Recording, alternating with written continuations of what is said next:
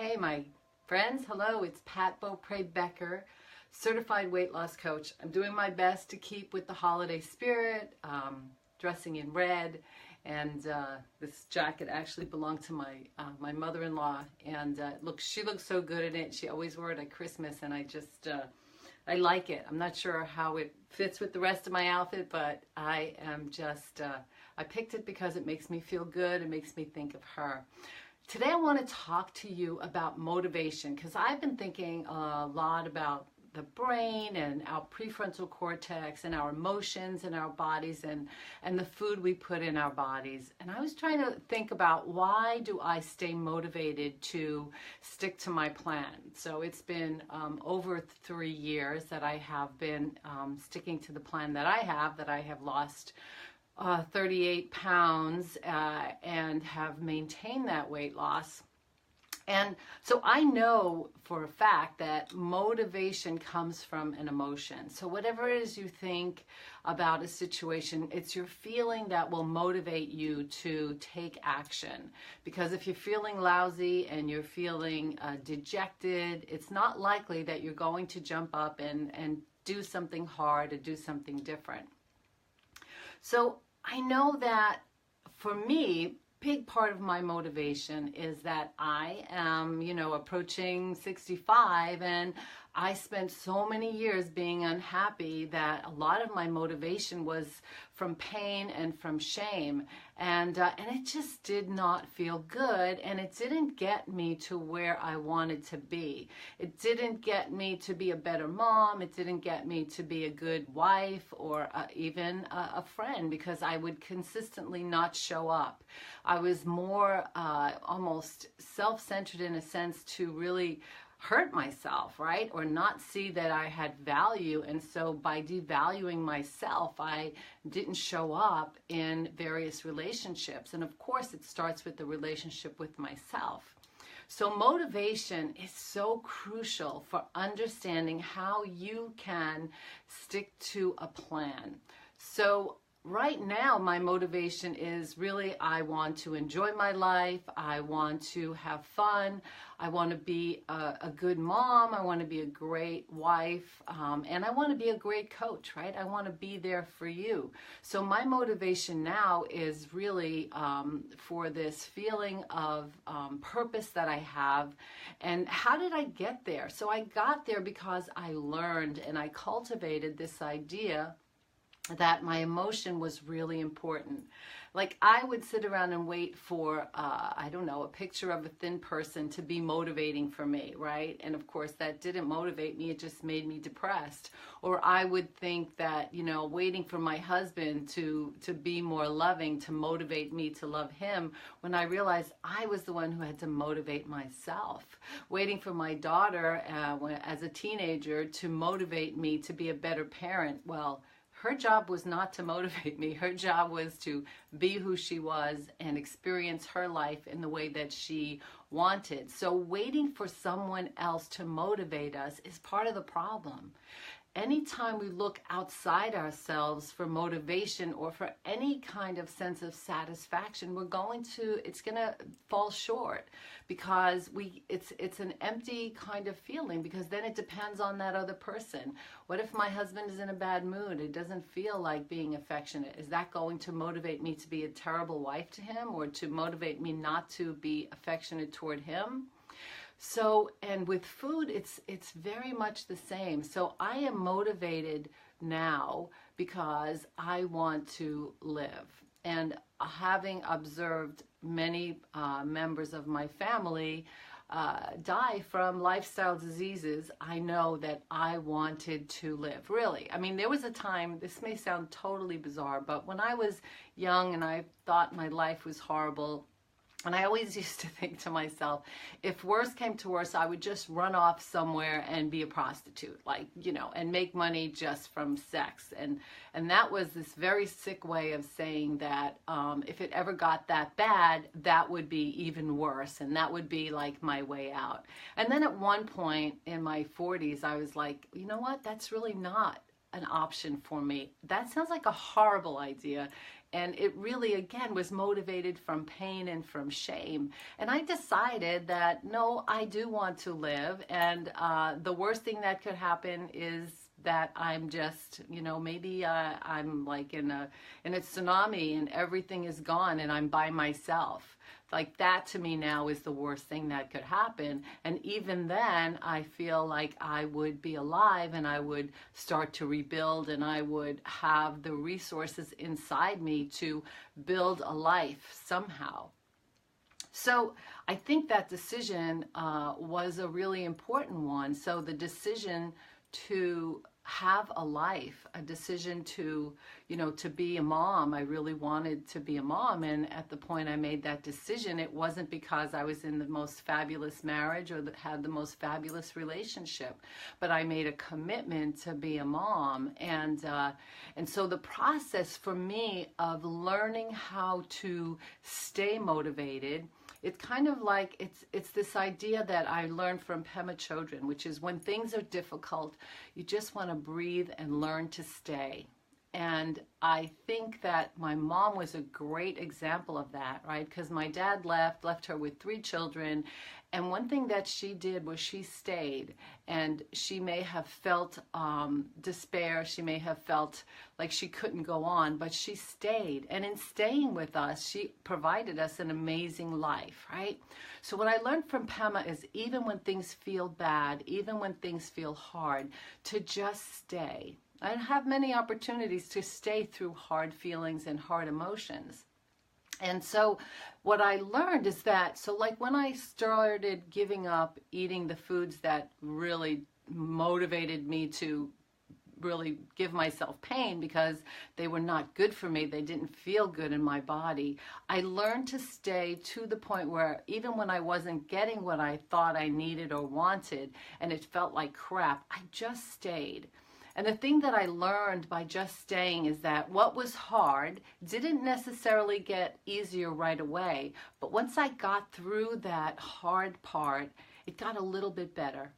And the thing that when I was reading about the prefrontal cortex, part of the prefrontal cortex's job is to distinguish between good, better, and best, between hard and between easy, between how your behavior today is going to have an effect on your future. So all the things that I'm teaching you about your prefrontal cortex and to actually strengthen your prefrontal cortex, when you sit and stay through something hard, that in itself is strengthening your prefrontal cortex, right? So you stay and it feels a little better. And then I remember waking up one morning and thinking, man, I feel good today, right? And not having almost this nightmare of my mind of how I was disappointed in myself for overeating once again, or feeling bad and using food to hurt myself once again. And so after I stayed, and then it got a little better, and then it wasn't necessarily so easy, but I kept practicing staying, and then it would get a little better, and then staying, it would get a little better. So learning is really important to your motivation. So I like to say this: you don't go to college and expect on day 1 to understand that what they were going to teach in day 30. You go in and you open yourself to learning. So that's what I want you to do, is to keep your mind open so that you can understand that your own personal motivation is only going to be driven by an emotion that makes you take the right action. I know that I wanted to be a good mom, and yet when my daughter was a teenager, I don't think I was the best mom. But what I did was I just had this belief that it could get better, right? I had this belief that even though today it was a total mess and I probably said the wrong thing, did the wrong thing, and her reaction was, it was just a mess, it wasn't pretty. but somehow I stayed and I stayed and I just stayed committed. And sometimes when we're taking on something new, right? I never had a teenager before, and not that I think having one prepares you even for the second one, but the idea is that when you're learning something new, it's not going to feel great. But the promise of sticking to it, of keep trying, like, am I so grateful that my daughter and I have a really wonderful relationship now. Now, that wasn't guaranteed, and I certainly fumbled my way through her teenage years. But the truth is, somehow giving it my best bet, learning and being open and listening enabled us to get through that really difficult time, and now to be really able to connect and share love with each other. So I think that getting through difficult times is key to sticking to your own, finding the motivation that's going to allow you to stay so you can get through the hard times and get to the other side. Because right now I'm at the other side, right? And I have lots of clients who ask me, how long did it take and what was it like? And it's like, it's going to be different for each and every one of us. Whatever you can find to motivate you to just stick with your plan another day, to just try and learn different ways of thinking, right? To understand that it's your thoughts that create your feeling. And so how you think about your life is really going to be crucial for getting the motivation that you want. You know, I love my brother. I actually had two brothers and one passed away, and I love my brother. And there was a time when I was a really bad sister. I mean, this was totally humiliating because I didn't realize what I was doing. And there was a situation going on where he was in the hospital. And in any case, I kind of butted in a situation that wasn't mine to butt in. And it really had an effect on his life. And really, he could have walked away from me. He could have said, oh man, that was it. You crossed the line. But instead, for some reason, and I'm so grateful, he stuck with me. And even though it was hard, he stuck with me, and I stuck with myself, because I could have blamed myself so badly for having made that mistake that I could have given up on myself. But luckily at that point I had my self-coaching hat on, and I was able to coach myself to understand that yes, I'm a human being and I'm going to make mistakes. I'm not perfect, and you are a human being, and if you are, you're not perfect. But my friend Jennifer Sherwood has a group in Facebook called Imperfect and Happy, and that's what that's where I want to be motivated to be. I'm not going to be perfect, but it doesn't mean that there's anything wrong with me. It just means that I'm a human being, and I'm going to keep going and keep trying to do better and better and better. So my purpose now is to be a good wife. I'm learning how to be a better wife, right? I'm not the greatest wife all the time. You can ask my husband.